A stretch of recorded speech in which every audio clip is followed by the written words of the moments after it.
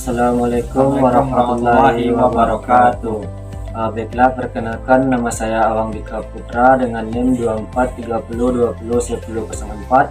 Perkenalkan, nama saya Anika Pratama dengan NIM 2430201003.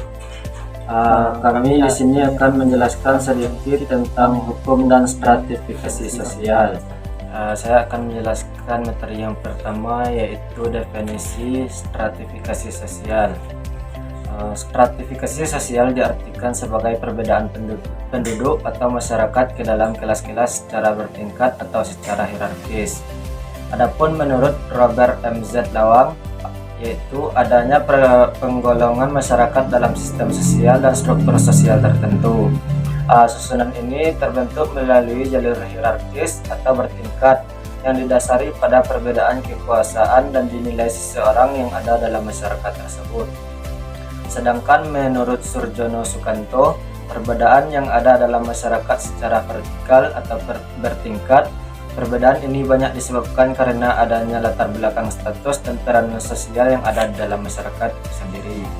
Materi yang kedua yaitu dasar-dasar pembentukan stratifikasi sosial.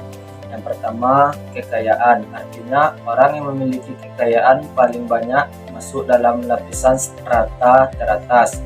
Sebab seseorang akan dilihat menempati strata paling atas apabila seseorang tersebut memiliki sebuah kekayaan yang sangat melimpah dibandingkan masyarakat pada umumnya. Yang kedua yaitu kekuasaan. Seseorang yang memiliki kekuasaan atau memiliki otoritas tertinggi pada jabatannya, secara tidak langsung dia akan menempati posisi strata atas. Otoritas yang dimaksud di sini yaitu berorientasi pada sebuah kedudukan seseorang dalam menempati sebuah jabatan paling tinggi di masyarakat. Semakin tinggi otoritas yang didapat, maka semakin tinggi penghargaan yang diberikan oleh masyarakat. Yang ketiga yaitu kehormatan. Seseorang yang dihormati akan mendapatkan strata teratas. Hal ini biasanya dijumpai pada masyarakat tradisional. Biasanya strata ini akan didapat oleh mereka yang memiliki usia tua atau mereka yang pernah berjasa. Selanjutnya yang keempat yaitu ilmu pengetahuan. Ilmu pengetahuan juga merupakan tolak ukur dalam menentukan strata sosial masyarakat. Masyarakat akan sangat menghargai orang yang memiliki ilmu pengetahuan yang tinggi, sebab semakin tinggi ilmu pengetahuan yang dimiliki seseorang, maka semakin tinggi pula strata sosial yang akan didapatkannya. Selanjutnya yang C, jenis stratifikasi sosial.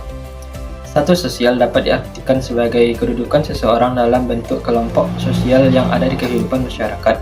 Status sosial seseorang dapat dikualifikasikan menjadi 3 bentuk, yaitu yang pertama ascribed status, yaitu status sosial yang diperoleh melalui kelahiran atau keturunan, bukan melalui serangkaian usaha, seperti status perbedaan usia dan status jenis kelamin. Selanjutnya ascribed status, yaitu suatu kedudukan dalam masyarakat yang dapat diperoleh melalui usaha-usaha nyata dan disengaja, seperti pendidikan, pekerjaan, dan ekonomi. Selanjutnya achievement status, yaitu status yang diperoleh berdasarkan pemberian tapi tidak terlepas dari perjuangan, seperti seseorang menerima gelar doktor honoris causa. Selanjutnya poin yang D, pengaruh stratifikasi sosial terhadap penegak hukum. Pada masyarakat yang mempunyai banyak lapisan sosial, dijumpai pula dengan stratifikasi sosial yang banyak. Hipotesa tersebut mempunyai akibat bahwa semakin rendah status seseorang dalam masyarakat, semakin banyak perangkat hukum yang mengaturnya. Oleh karena itu, semakin banyak kekuasaan, kekayaan, dan kehormatan, semakin sedikit pula kekuasaan yang mengaturnya. Keadaan seperti ini sangat bertentangan dengan tujuan hukum yang tidak membedakan semua golongan, status, dan sebagainya. Dalam pelaksanaan hukum, dalam masyarakat, penerapan hukum terhadap orang-orang yang mempunyai kekuasaan politik yang kecil relatif lebih mudah dibandingkan terhadap orang-orang dengan kekuasaan politik yang besar.